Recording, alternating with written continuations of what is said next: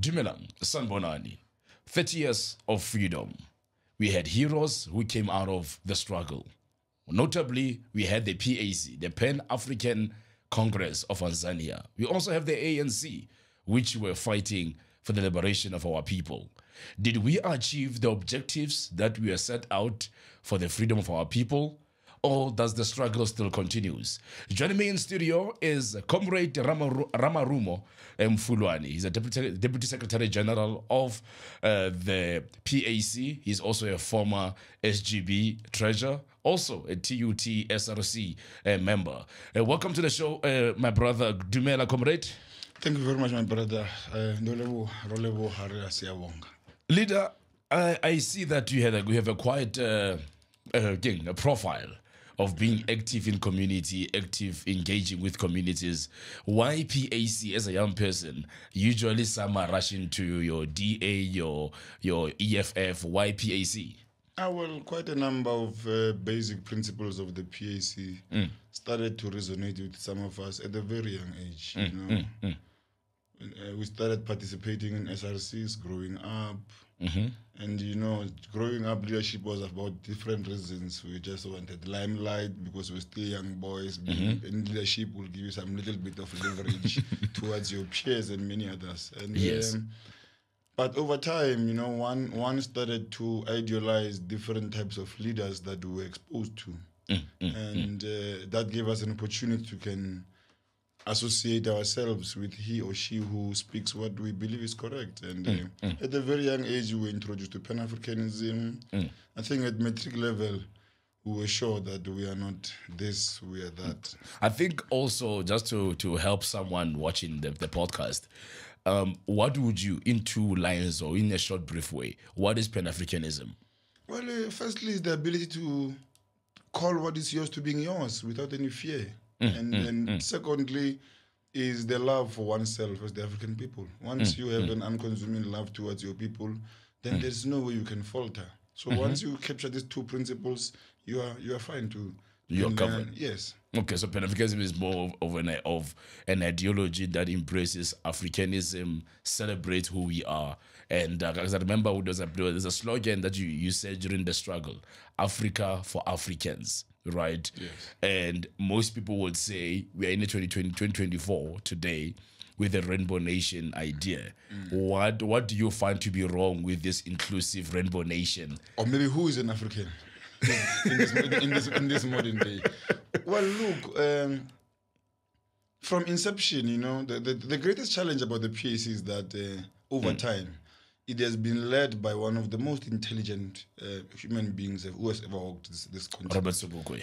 Well, with his collective, AP Mda, and all of them, that generation of the 1949 Youth League was a phenomenal generation. If you study all of them, some went to become presidents of their countries. Yes. And it was an exceptional generation. Now, from time to time, they would say things that are not common to any other layman. What Sobukwe was preaching in the early 50s, 60s makes sense today. That's why everybody's singing about the land. Every Tom, Dick, and Harry, Mary, Sophie, and Stefina is speaking about the land today. Yes. But in 20, 30 years ago, it was a bizarre to speak about the land. Our leaders were at serious trouble to stand up in public and speak about the land because society was made to believe that we are looking for something extremely impossible. Also, when comrades started from the other side, started to associate with the powers that be, they began the propaganda machinery now. Yes. That with the land, we want to chase white people away. Maybe we wanted to, but that was not the core of the question. Yes. But at the core of the question is the control of the means of production.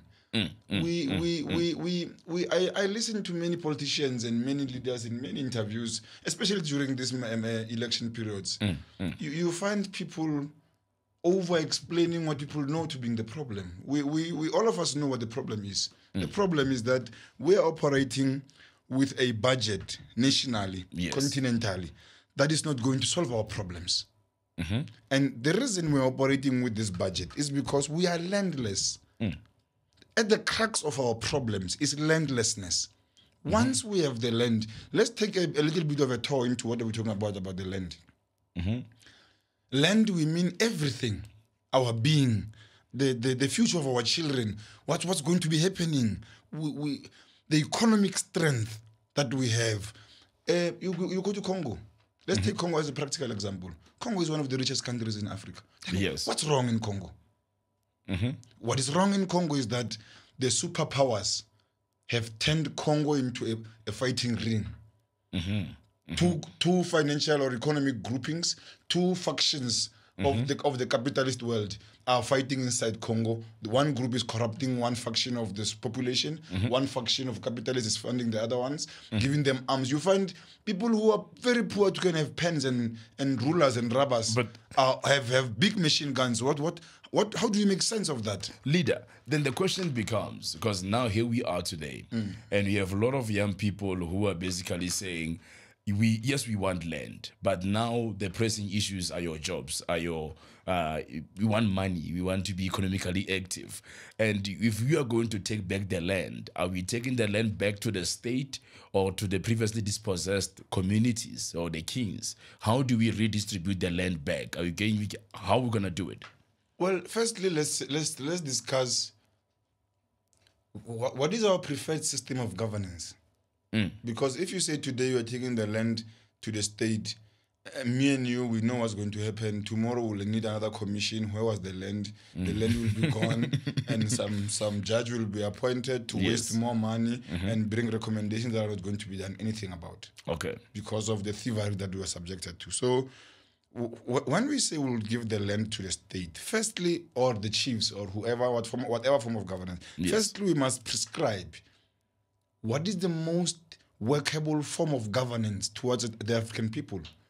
Maybe this parliamentary system is not working because it's imposed upon us.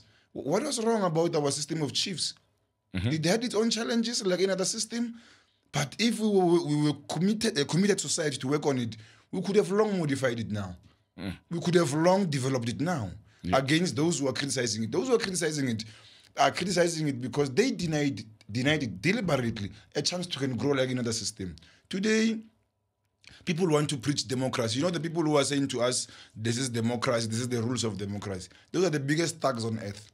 If we check their history and where they originate, those are the big thugs. Come to Africa, steal everything. After stealing everything, they go back home, go and posture with our resources, and want to throw some lessons about morality and what is the preferred mode of governance. But Keda, also remember, it takes two to tango. Yes. So don't you think also that it was through the cooperation of African leaders that all of this took place? I mean, we had the opportunity with the CODES and all of that to negotiate and come out with the best deal. They didn't come out with the best deal. Don't you think now it has become a rhetoric to speak on land, but it's something that might never be achieved because we are here today as an inclusive country with this embracing the idea of Nelson Mandela of one South Africa, one rainbow nation? Well, the nation is not one. We can pretend and preach that it's one. Let's jump the street and go to Alexandra. And you tell me that the nice buildings I saw. I was appreciating being driven around Sandton today. We grew up in the township, some of us, you know. Yes. We spend the longest of time not visiting these places or not playing around this side because we have little relations with anyone here or anything. You know, a typical Kasi boy like myself from Harangu. If I say to my younger brother in the morning I'm going to Sandton, he's like, I'm going somewhere very far. I'm just going around the corner. So my point, back to the point. My point is that there were individuals. They are still individuals. These days they are many. They are no longer individuals. There's political parties now formed for that. Yes. The colonizer had a three-formation plan. Yes. Yeah. There are those who will be persuaded, whether through the church or through NGOs or whatever the case might be, depending on what is your area of interest. There are those who are generally warmongers, who would never have led any society or any grouping of people, but they were tended to being enemies against their people. Hence, you see so many civil wars and fightings and so many groups of rebels doing abnormal, inhuman stuff. Thirdly, we have these ones we have in our ruling party. Gentlemen who are just afraid of their peers. From the bottom from the marrows of their bones, they are afraid. And when a man is afraid, we can't teach him bravery. You just born a weak fellow who's afraid. And in the ancient African histories, the men like this will be hidden at the back of the fighting paradigm, because they do not possess the necessary characteristics, including the bravery, to can advance this type of a war. But leader, let me answer my question. I'm saying to you, yes, I'm a young person. You're a former SRC leader in TUT. Yes. Probably you got to see how politics have slowly evolved from the liberation politics to issues of governance now, and also to an inclusive approach to say, okay, no more pro-black, no pro-white, even though, yes, there are existing issues. As you said, we are not one based on the inequality in this country. The question is, if we take back the land, as you said, we take back the land, we give it to these leaders who today we can see that they have not done anything to improve the country. But also we had a problem whereby African leaders themselves, who have tried or been pursued by the idea of reclaiming land and kicking out whites, we have seen that it hasn't really worked out well, that plan. So don't you think that maybe taking back the land right now, it needs to have a sustainable plan going forward? I know if we can go to town and come back about the question of the land. And also trying to benchmark internationally or continentally. And try to establish the facts about those who try to take the land and what happened later on. Torre is the latest practical example. The lives of the people in Torre's country have changed in 9 months. When we say taking back the land, we don't mean physically pushing people. We mean waking up in the morning and telling the bear straight to his face that, look, man, this injustice of you taking raw material does no longer work with us. This is the new setup of the mining license. It's either you comply, or if you don't comply, then it becomes illegal. You move back home. We're not going to touch anyone physically, as people are making us to look like barbarians who will just wake up one morning with machetes and be chasing white people left, right, and center. We don't mean that. So you mean that there has to be a quota, a 30% quota? Firstly, let's start firstly. We must assemble a government with genuine leaders who possess the necessary skills, knowledge, and ideological inclination and commitment on top of it to can advance this struggle. This old people who are always telling us about when we take the land, their future, they will not be there in the future. Their future is now and their pension from parliament. That's the end of their future. We must engage, young people must take a conscious decision to engage in a protracted struggle of 40 years. It is going to come with negatives. The international community will lash at us. We will be told that the rand is getting poor. The markets is a new phrase for a white man. The white man will be angry at us. It's called the market, the white man. When they're afraid of him, they don't want to mention their names. They are called the markets. Now, we must do everything deliberately aware that this is going to be the consequence. You know, if you study what the Sobukos did in 1960 when they declared the anti-pass campaign, those guys knew that they're going to die. Those guys were ready to be arrested. They knew that they're going to be arrested. Key amongst other principles they adopted was that when we are going to be arrested, when we get arrested, we refuse fine. When we are given bail, we refuse bail. We refuse lawyers to represent us. We arrive in court and maintain our political statements, and we're prepared to suffer the consequences. What was the consequences?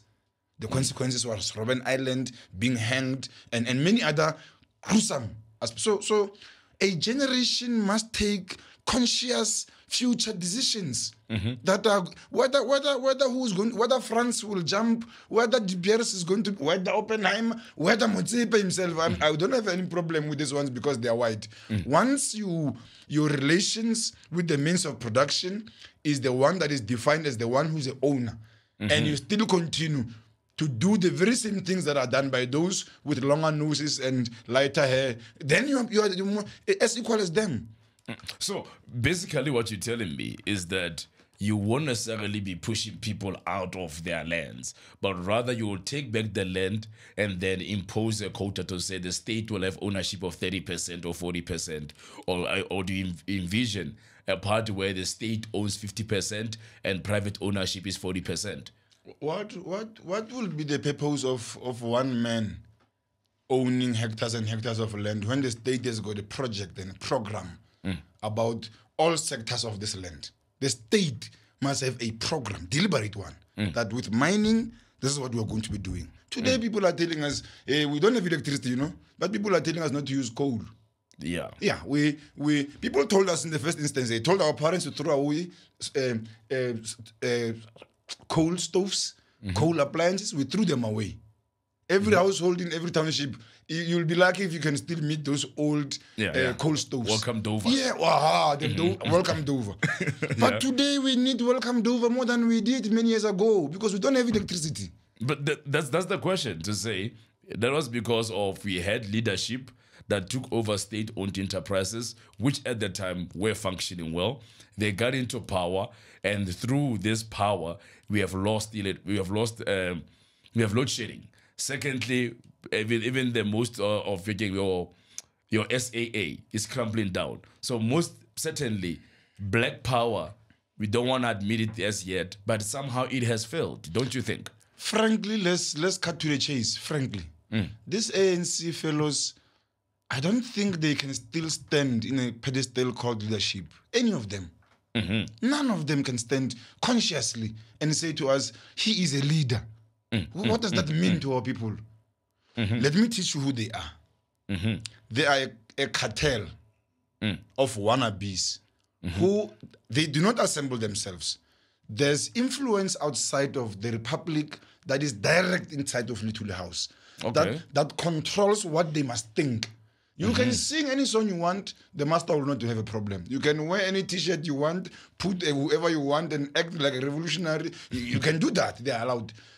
Go into the ANC conference and attend what is called the economic policy commission. Go check who's there and go check what is the level of engagement and participation. I'm saying this to you. When we started to have every problem we have, they see it from an eye of thieves. It's an opportunity for them to steal.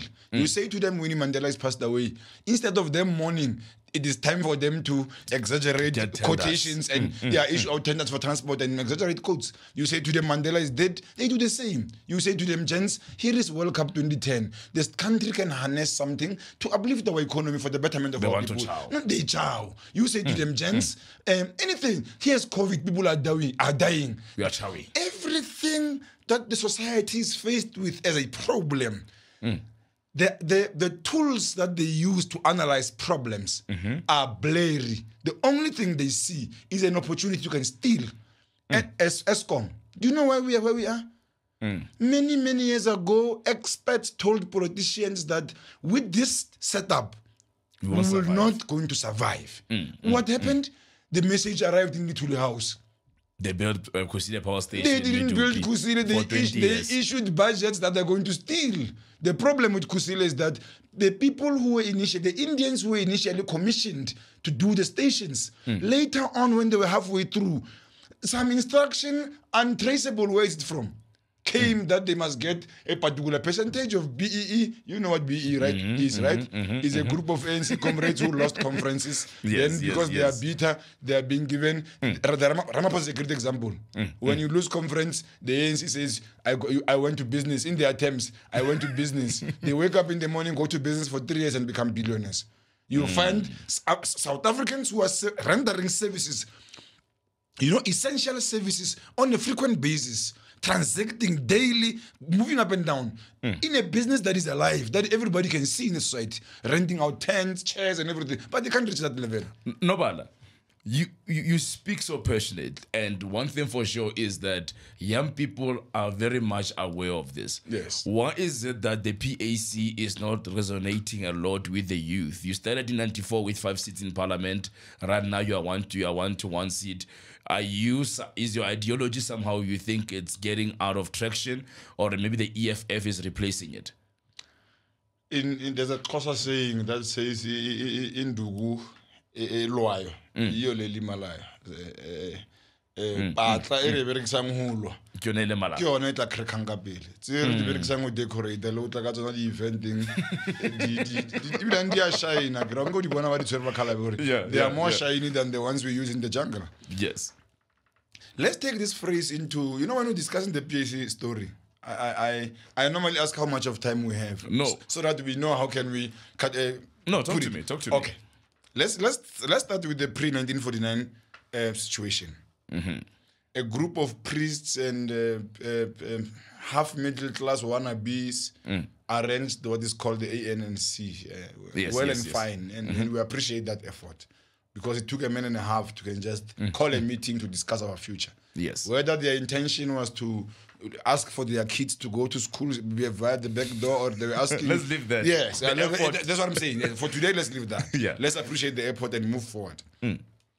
There came a generation of the Sobukwe and them das that, in its analysis of the situation, this approach of memorandums of the elders. I don't know how many memorandums they wrote. If London and Europe they can show it, they have a library of these elders writing the same English in different tenses and different phrases. But in all, what they were saying, they were humbly requesting for this injustice not to continue. Yes. Now, 1949. Let's say that the early 1940s leading up to 1949, a generation came. Firstly, it was prepared to fight with the elders internally. As a generation, when we take a decision, if the decision is not liked firstly by our parents, then they become the first line that we must defeat. Defeat, we don't mean killing our parents. We mean we are not going to be bulldozed into being threatened into this, falling into this life, even if we see that nothing is taken. Don't conform. No. We're not going to conform. Even if you bring us a priest, or you bring us Desmond Tutu wannabe, or whatever the case might be. They fought against the internal forces, the elders, up until the elders declared war against them. And when war is declared against your own elders, it's not wise always to retaliate to the elders. Because they were fighting a losing battle. They were all those guys with their little machetes and justice. They were not going to stand a well-prepared guerrilla warfare of young people. Now, I'm saying the 1940s generation took a decision deliberately. Now, if you study, I want to give you a challenge, my brother. Next time we meet, I hope we will not even be quoting it. The 1949 program. There's a document called 1949 Program of Action. The reason why the breakaway inside the ANC and the formation of the PAC. I was coming to that question to say, so Bukwe then said the Freedom Charter in itself was not necessarily, no longer speaking towards the interest of the indigenous people of Africa. Now it was sounding to be more welcome all, and he still maintained that Africa must be for Africans. I think it was not that the breakaway, the Freedom Charter's change of tone, no longer being pro-Africans, but being pro-everyone. In effect, the Freedom Charter is a reaction to the 1949 Program of Action. Okay. The elders realized that this program of these youngsters is not going well with our apologies that we keep on sending. This memorandum they kept on writing. Yes. Now, there was forthcoming now. Mukwena is saying we don't do this, and Mukwena's son is doing it. Something is not the two terms. Now, I want to come close to why we are where we are. And the 1949 Program of Action, very, very clear on what must happen. Very, very clear. And as I said earlier on, what these guys were saying in the 40s is it took a layman over 60 to 70 years to understand. These people who are singing about the land left, right, and center, it took us, the PAC, almost 60 years, hitting hard in the heads of South Africans. That you can run around as much as you want. You can bring you can bring me 100 the best 100 economists we have. We'll give them a hotel to stay for 15 years and draft as an economic program that is going to take us out. For as long as that program is going to leave the land and its riches in the hands of those who have it now. Land dispossession will continue. Landlessness, these problems we see are consequences of land. Of landlessness.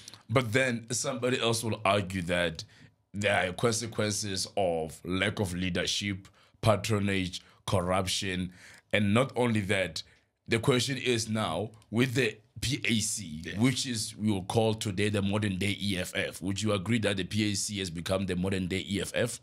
I will vehemently differ. How so? Vehemently differ.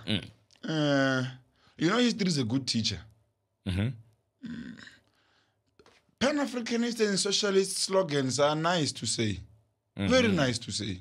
Anyone wants to, that's why everyone wants to look like pure liberals today. Yes. South African liberals today who are known to be liberals are singing the land. I don't know if their masters are going to continue funding them. Unless them and their masters have a common plan that just say it to fit in, then we'll issue resource. Them. Yes. But once we are in, well, the EFF are our fellow brothers. I have nothing against them. We have nothing against them. We from time to time work together. But as an individual, I'm not convinced that they mean what they say. Remember who are these people? I wonder if there was no expulsion in the ANC of that leadership of theirs. Will there be one? Yes, I suspect there'll be ministers today, very relaxed.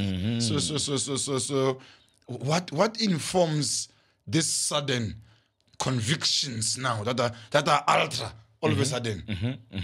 Is a young man angry over chieftaincy at home, and when he gets to the streets because he didn't get his way through, he's singing the secrets of at home too much in the streets and pretending to be the purer one. But history is a good teacher. At some stage, these forces were in control, were in cahoots with the people who were in control. And I'm not the one to say what they did. People in Limpopo will tell you what happened to departments in Limpopo. Yes, I'm not accusing anyone of anything. I'm just saying what we all know. Would you disagree or agree with the statement that liberation movements are not quite efficient with governance? Liberation movements can't govern. No. Would you support that? No, they are made not to be able to. They are made? Yes. Let me explain this to you. The biggest funder of AU. Who's the biggest funder of AU? Kima. The very same people who we are fighting against. If you study the financial model of who funds the African Union, the only desk where all of us must meet, and when the other is in trouble, the other must help, so that we don't go see ourselves looking for help from the IMFs and others. Now, I'm saying this to you. The hand of the European superpowers is deep inside the politics of this continent. While in South Africa, I don't know how many political parties they have launched in the past 3 years. The European powerhouses, they've launched political parties in South Africa.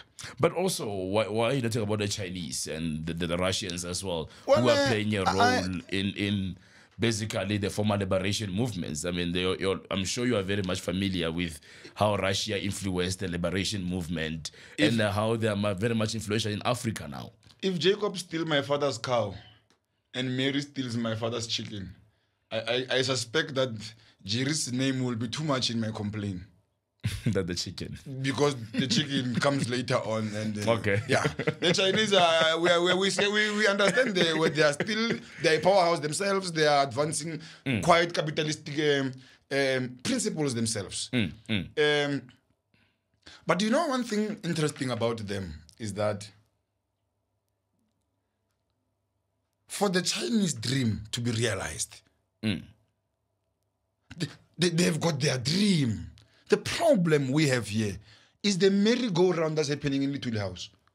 Of people pretending to be crafting some economic policy. We moved from RDP and then some development plan, some English speaking intellect wannabe came and spoke a lot of English and then brought something called gay. And then more English was added on gay. and something else is around. Yeah. A big document like this. Jacob Zuma was president of this country for 9 years. Every time he tries to quote that document, he's a reflection of what the ANC has given us. The ANC is I want to speak directly about them because you are talking to me about the question of leadership. They are exactly what no young man must become. They are the negative of what we anticipate ourselves and future to become. And in African norms and teachings, when a lion moves out of the jungle and enters the community, all men of that community must rise. Yes. Before the lion touches the chicken and the children. Even if I, as Mfulwane, I'm afraid of a lion, my wife can't just see me relaxed when men are screaming outside. I must get my stick and go outside and try and do something. Now, these fellows, I lack better English words to describe them. When we bury them, we must bring young boys and publicize their funerals and tell these young boys, if you dare ever do what they've done, this is what we're going to do to you.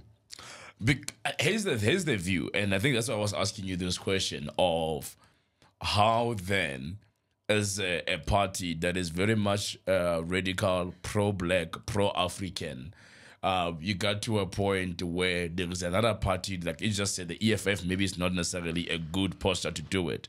But towards young people, the youth of this country, they are starting to see liberation messaging as more of a rhetoric, because for many years, the ruling party has been saying those things and not producing anything. And also there is this new appreciation of the idea of one South Africa working together, building one nation, regardless of our current circumstances. So, for example, you're going to go into the issue of your NYDA, right? That was there to empower young people but didn't really do much. You're going to go into issues of unemployment. On these two things towards young people, does PAC have a plan to empower the youth, and how will it be more relevant to the youth of today, who's on TikTok, who is probably has more liberal views than before? Well, TikTok and social media are not a class to teach people anything. They are just tools of communication. Yes. It depends on what you want to say. So sometimes we over-exaggerate the social media lifestyle. Yeah, man, it's highly exaggerated. Hence, our enemies during elections, they will have 1 million Facebook accounts. All of them linked to media houses. All of them prominent along those sides. You find that is one young man seated in Europe intelligence offices influencing what is called the public view. So I'm very cautious when we're discussing the influence of social media. Yeah, the youth, young people. Yes, let's get to the youth. Once again, you quoted China. Youth development is what do we anticipate ourselves to being in the future, and prepare the type of an ideal South African or an African we want at that particular time. Nothing must happen accidentally. Yes. A young man who we take today and teach him coding, when he matriculates, there must be already a plan and a market. Our education system, I like making a joke to my friends that people who we grew up with like to say, hey, they grew up very intelligent in school. And I say, but I don't understand why people will say that, because they were just drawing Dichi, Malomo. Our schooling was nothing but a joke. Yes. I'm still good with drawing that flower.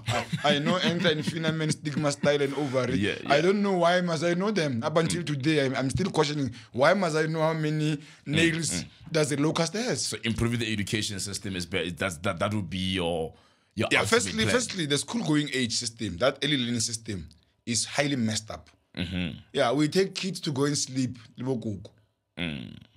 What is early learning? And then when you arrive where they are, those kids, what they do is play around. After playing around, sleep and eat. Be glossed with a little Vaseline when the parents are coming later on to pick them up. Then they go back home. Nothing to be shown for that. Now, early learning. Study what other countries are doing. There are countries whose kids go to school as early as 3 years. At the age of 5, a young man is already doing maths, basic maths. Yes. Take a master's student from one of the best universities we have in the Republic, of any course, I'm irrespective, and give them 2 hours in your show. 2 hours uninterrupted. They must tell you who they are and what they've acquired from education, from early learning up until postgrad.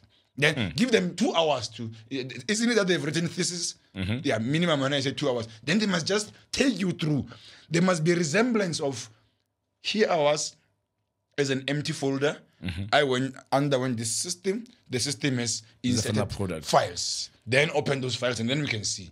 But 90% of them can't say anything. Their minds are micromanaged deeply inside the textbook. Somebody said the 30% pass mark is also an issue. And also the how young people don't have access to higher education. And as far as malfunctioning, we all know that. Do you support free education? Open the doors of learning for everyone? Or do you think the rich and the middle class must pay? Let's start with the 30%.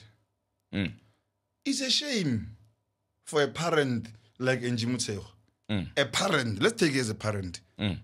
If you teach your child 10 things at home and he knows only 3, would you as a parent be happy? As a parent? No.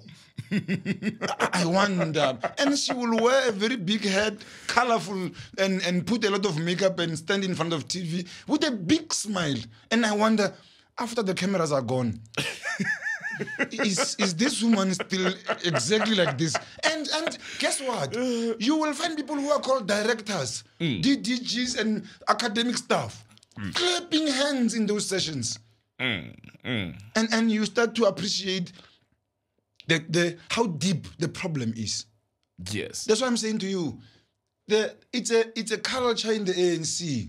Somebody speaks a lot of,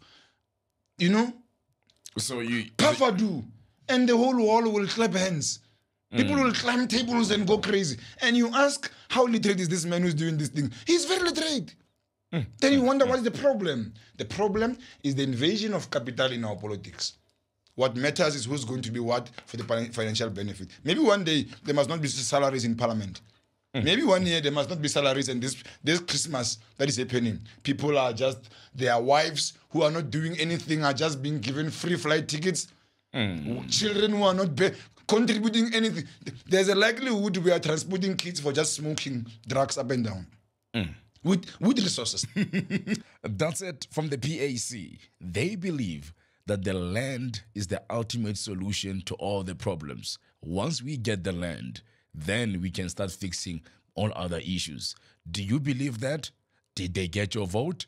Please share your comments on the comment section. Remember to like, subscribe, and share.